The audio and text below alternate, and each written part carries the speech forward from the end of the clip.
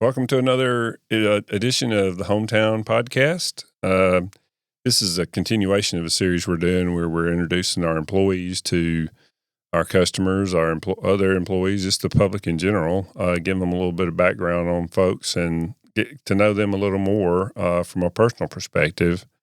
There's so many people that you see every day, but then also the people that you may not see in our banks that are behind the scenes making it all possible. And we think that's really critical that you get to know these folks personally. So that's one of the reasons that we're doing this set of episodes. So we're going to talk HomeTown, we're going to talk banking, and we're going to talk life.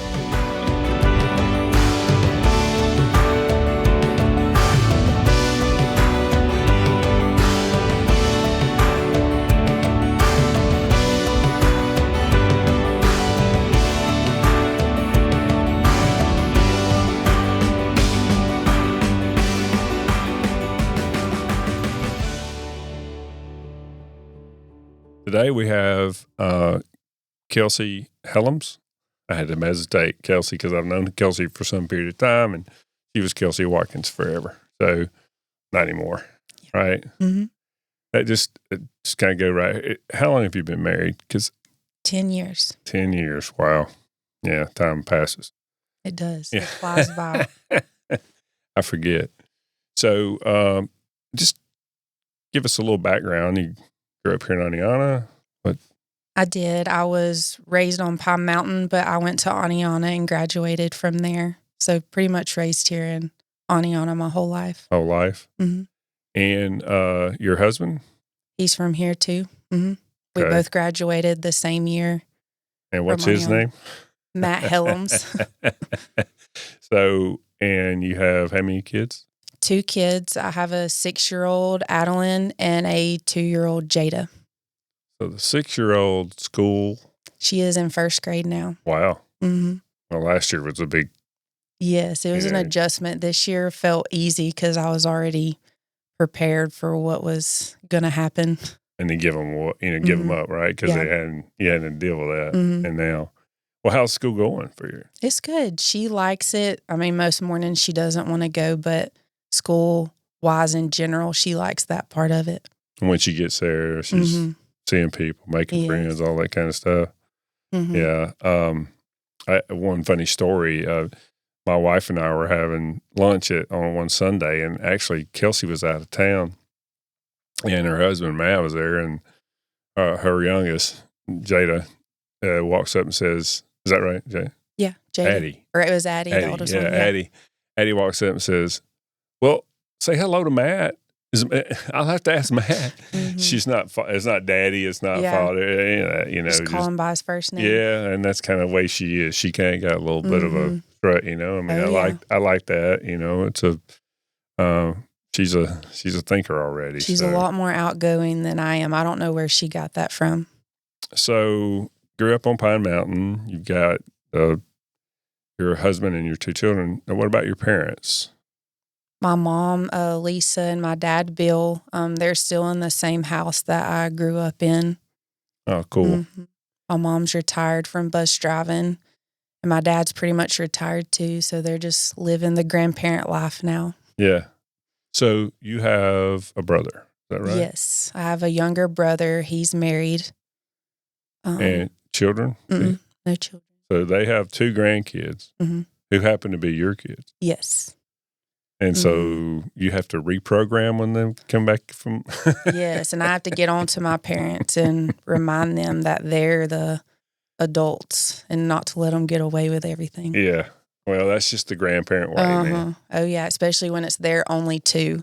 I feel like my mother-in-law doesn't spoil them as much because mine are like her.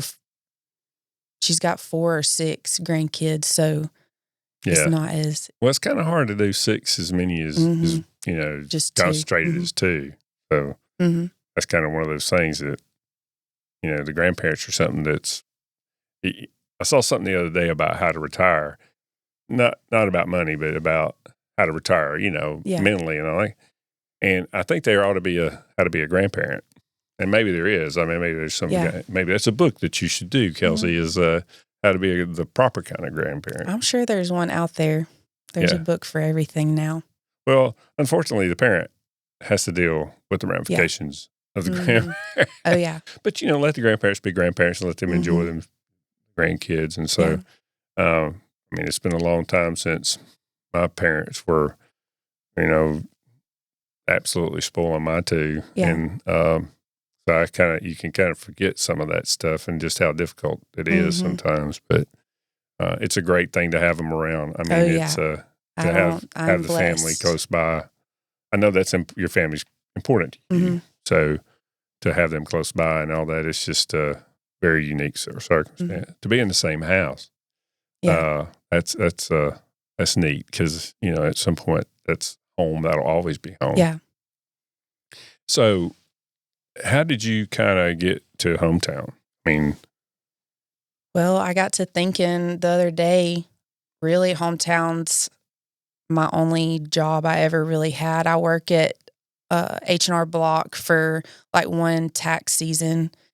And then I worked in the plant when it was Blunt Linen during the summers when I was in high school. So really, HomeTown Bank has been it for me. I started HomeTown Bank when I was 2 years into college. Okay.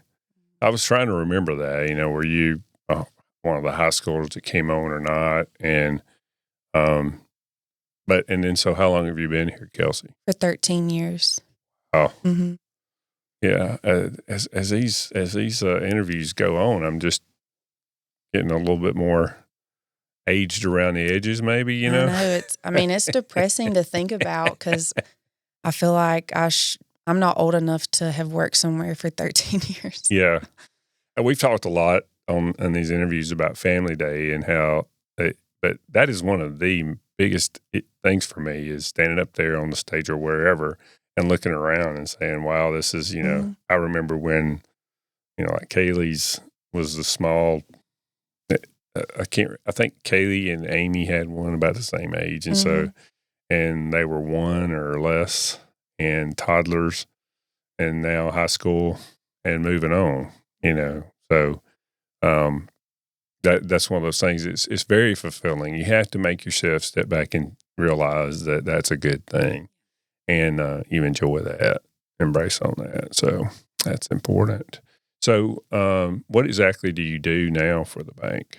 So I work in loan operations. So I just do the back end of any kind of loans. If a customer comes in and gets a loan, I do the booking of it or escrow on real estate loans, just the back end, everything that goes on with a loan after the fact.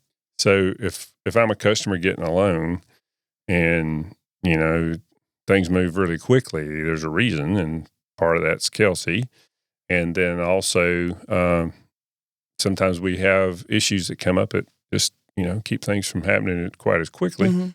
But you're also the keeper of the information to make sure it's correct so that we don't have to call you back. Yeah, we check everything. And then if a customer does have a question, more than likely they talk to me or one of my coworkers. Yeah. Well, and remind me, Kelsey, were you a teller at any point or? I was for a few months when I first started, I was part-time. And then when I moved to full-time, it kind of just fell into place where I ended up in loan ops.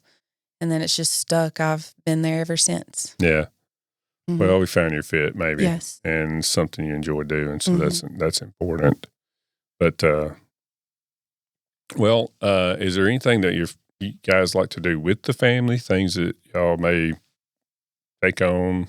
I know at one time y'all were racing razors or whatever that is. Or yes, we've kind of gotten out of that hobby. The most recent one now, I guess, is horses, and we rodeo. My husband does the rodeo stuff, so my oldest has started enjoying riding, and I'm sure my youngest will. She likes to get on and sit on the horse and ride, but horses are kind of our thing right now, I guess. So how much time does that take? How often do you end up at the rodeo on a weekend or whatever? It's every weekend, but it all depends on, he chooses when he wants to enter a rodeo or not. But it's time consuming because most of them can be anywhere from an hour to 4 hours away, but it's loading everything up, horses, making sure you have food for them. For me, I don't do as much as that, where mine is like snacks and drinks for our kids. Right. So what about practice and stuff like your your child is involved, right? Addie. Addie's involved. Does she have to kind of practice riding and stuff, or? Well, just growing up with it, she's been riding, but we did recently do horse lessons. Just kids learn better when it comes from somebody else besides the parent, and she learns so much. But horses can be dangerous, so it's they need to learn responsibility and like horse etiquette around a horse so they don't get hurt. Right. Just how to respect a horse and what to do. So we thought it was important to invest in horse lessons and just to make sure she doesn't goof off when she's on a horse, That is exactly right. I mean, there's respect for any animals, but certainly those. And if you're going to be sitting up on top of them and you're going to be doing the, riding, then there's almost a relationship there between the rider and the horse. So that is a really cool thing. I mean, that's a very interesting something that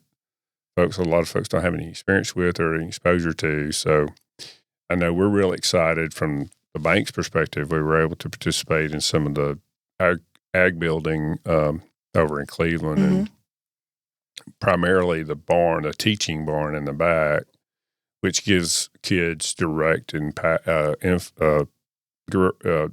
experience with an animal, piece of livestock or whatever.